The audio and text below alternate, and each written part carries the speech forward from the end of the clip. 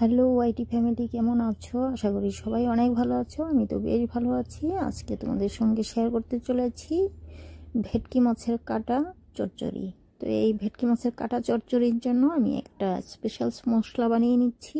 Special মশলা হলো এই, তো আমি একটা অ্যালুমিনিয়াম কড়াই বসিয়ে দিয়েছি। এর মধ্যে আমি ছোট 3 টুকরো দারচিনি, 2 থেকে 3টে এলাচ, লং, গোলমরিচ, আর এখানে 1.5 চামচ গোটা ধনে, 1 চামচ মৌরি, আর 1 চামচ গোটা জিরে। এই মশলাটা আমি একটু ফ্রাই করে নিব। যতক্ষণ এটার ভালো একটা সেন্ট না বেরোবে ততক্ষণ আমি ফ্রাই করব। খুব বেশি ফ্রাই করব না, তাহলে কালো হয়ে যাবে। আর এখানে দিয়ে দিচ্ছি 5টা মিডিয়াম সাইজ শুকনো লঙ্কা। শুকনো লঙ্কাটা খেয়াল রাখতে হবে যাতে কালো না হয়, রঙটা যেন ভালো থাকে। আর মশলা যখনই ভালো গন্ধ বেরোবে আর মচমচে হয়ে যাবে তখনই নামিয়ে দেব। এই তো হয়ে গেছে আমার। এখন আমি নামিয়ে দিলাম। তো দেখতেই পেলে আমি ভাজাটা কিভাবে ভেজে নিলাম। এটা এখন আমি পাউডার করে নিব।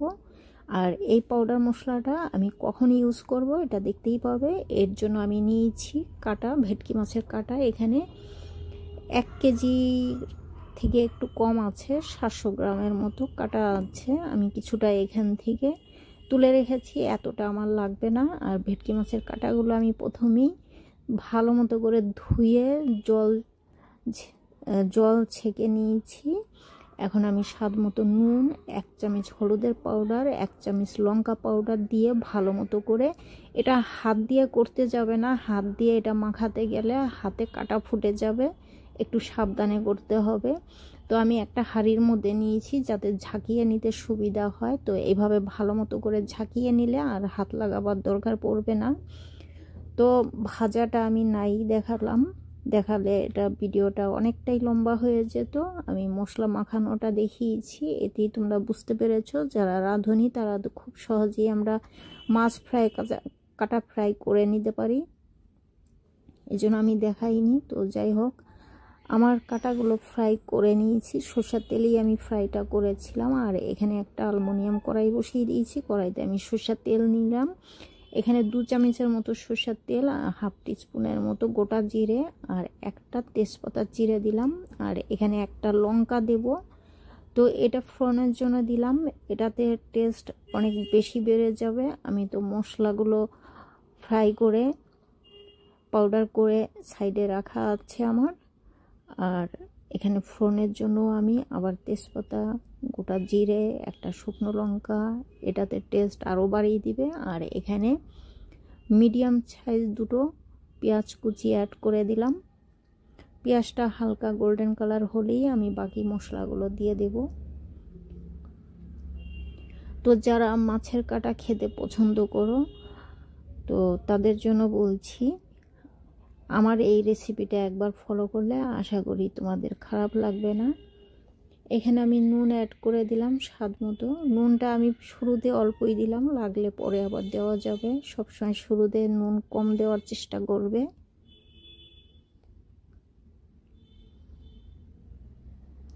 তো আমার কাটা অনেকটাই আছে, এই জন্য আমার মশলাটাও একটু সেরকমভাবে বুঝে নিতে হবে। আর সব মশলা দেওয়ার আগে আমি প্রথমেই এখানে হলুদের পাউডারটা দিয়ে ভালো মতো করে পেঁয়াজের সঙ্গে ভুনে নিচ্ছি, নইলে হলুদের গন্ধটা কাটাতে অসুবিধা হয়ে যাবে। আমি এখানে বেশি মশলা ইউজ করব না, যা মশলা ইউজ করার আমি সেটা ফ্রাই করে পাউডার করে সাইডে রেখে নিয়েছি। এখানে আমি মশলার মধ্যে 1/2 চামচ হলুদের গুঁড়ো, 1/2 চামচ লঙ্কার গুঁড়ো, আর এখানে 1.5 চামচ আদা রসুন বাটা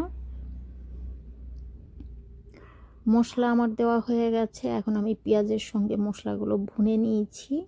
এর মধ্যে এখন আমি টমেটো অ্যাড করে দিব। এই টমেটো দিয়েই আমি ভালো মতো করে মশলাটা কষে নিব। এখানে মিডিয়াম সাইজ 2টো টমেটো কুচিয়ে নিয়েছি, এটা ফাইন চপ করে নিয়েছি যাতে টমেটো তাড়াতাড়ি করে গলে যায়। এখনই দেব না, টমেটো আগে আমি গালিয়ে নিব। অনেকটা যখন গলে যাবে তখনই আমি একটু সামান্য জল অ্যাড করব। আর এই চচ্চড়িতে বেশি জল অ্যাড করতে লাগে না, তাও আমি হাফ কাপের মতো জল অ্যাড করব, সেটা আমি শেষের দিকে দেখাবো।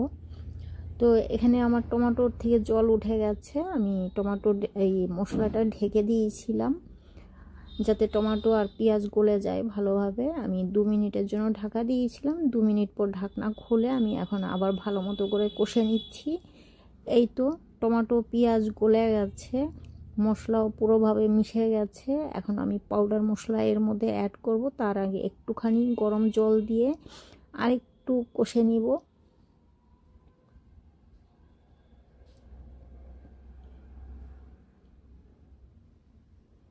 তো যারা মাছ খেতে পছন্দ করো তারা কাটা খেতেও নিশ্চয়ই অনেক পছন্দ করো। তো তাদের জন্য আমি এই রেসিপিটা আজকে শেয়ার করছি।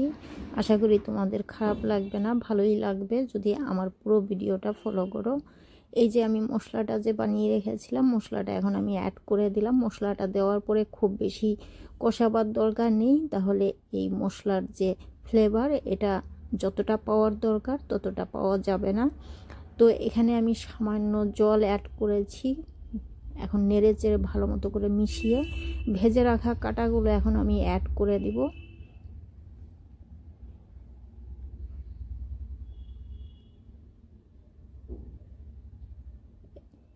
তো এখন আমি ভেজে রাখা কাটাগুলো অ্যাড করে দিচ্ছি।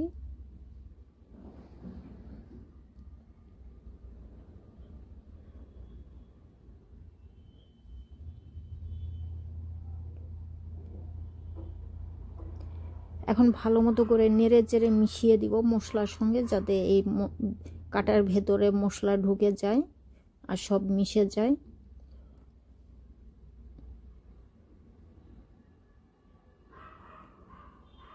আর হ্যাঁ, যখনই কাটা বানাবে এইভাবে কাটা চচ্চড়ি করবে, একটু সামান্য জল দিতেই লাগবে, নইলে এই শীতকালে একটু দিতেই লাগে, নইলে বেশি শুকনো হয়ে যায়। আর এই কাটাগুলো কেন আমরা খেতে পছন্দ করি, এই যে মাছের যে বড় কাটাটা থাকে, এটা যখনই আমরা খাওয়ার সময় ওই জয়েন্টটা ভেঙে খুলে নিই, ওই জয়েন্টের ভেতরে একটা রসের মতো থাকে জুসি, এটার জন্যই আমরা এই কাটা খেতে খুব পছন্দ করি। তো এটা যাতে ভালোভাবে পাওয়া যায় এর জন্য একটুখানি জল অ্যাড করতে লাগে, নইলে যদি চাও জল নাও অ্যাড করতে পারো। এইভাবে মশলা শুধু ভুনা খেতে পারো, টেস্টটা তাহলে আরও ভালো পাওয়া যাবে যদি একটু জল অ্যাড না করি। তো কাটার ভেতরে যে জুসটা ওটা অত ভালো পাওয়া যাবে না, একটুখানি জল দিলে মাখো মাখো হবে, ভাতের সঙ্গে খেতে খুব ভাল লাগবে। তো আমি এখানে 3 থেকে 4টে কাঁচা লঙ্কা চিড়ে দিয়েছি আর হাফ কাপের মতো পেঁয়াজ কলি অ্যাড করেছি। পেঁয়াজ কলি অ্যাড করেছি এটা একটু দেখতে ভালো লাগার জন্য, চচ্চড়ি বলে কথা। আর এই শীতকালে চচ্চড়ির মধ্যে একটু পেঁয়াজ কলি যদি অ্যাড করে দিই, এটা খেতেও ভালো লাগে, দেখতেও ভালো লাগে। তো এখানে আমি হাফ কাপ গরম জল অ্যাড করে দিলাম। গরম জল অ্যাড করার পর এখন ভালো মতো করে নেড়ে চেড়ে আমি এটা 5 মিনিটের মতো ঢাকা দেব, যাতে মশলার ফ্লেভার আর কাটার ভেতরে জুসি ঢুকে। এই তো নেড়ে চেড়ে এখন ভালো মতো করে আমি সমান করে দিয়েছি, যাতে প্রত্যেকটা কাটার ভেতরে জুসি পাওয়া যায়। ঢেকে দিব এখন 5 মিনিটের জন্য ঢেকে দিয়েছিলাম। খুলে এখন আমি চেক করব কি অবস্থা দেখি। এই তো আমার চচ্চড়ি হয়ে রেডি হয়ে গেছে।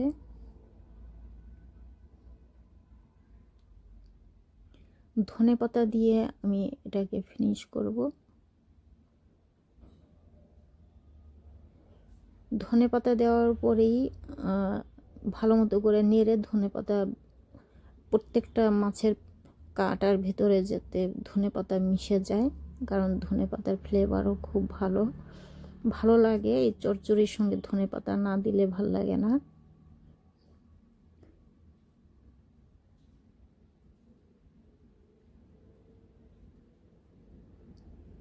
আর হ্যাঁ, আরেকটা কথা বলি, এই কাটা খেতে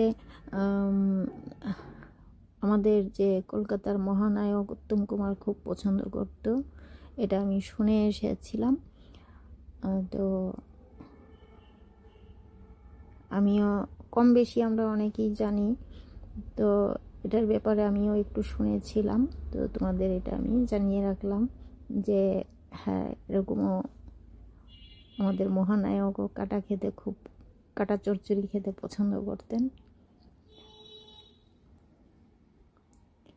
তো হয়ে গেছে, আমি একটা স্টিলের বাটির মধ্যে কিছুটা বেড়ে নিয়েছি।